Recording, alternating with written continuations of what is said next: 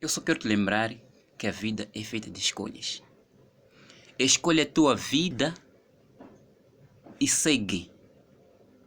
Escolhe o teu objetivo. Faça a tua própria decisão. Tome a sua própria decisão. Não deixe que a pessoa tome para ti, meu irmão. O seu trabalho, o teu sucesso é teu, não é de uma outra pessoa. A pessoa pode dizer que não, você podia fazer assim, você podia ir para lá, podia jogar assim. Não, você não faz coisa para alegrar a ele. Não faz coisa para alegrar a elas. Você faz coisa para alegrar a si próprio. Você tem que estar feliz.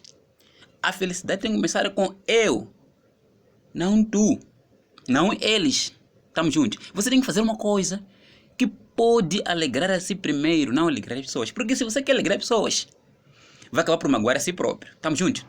Vai se magoar a si próprio e você fica infeliz, fica triste, a sua vida não anda bem, mas a vida daquelas pessoas vai andar bem. Então, nesse caso, não deixe que a pessoa faça as suas escolhas. As tuas escolhas são tuas escolhas. Não deixe ninguém fazer tuas escolhas.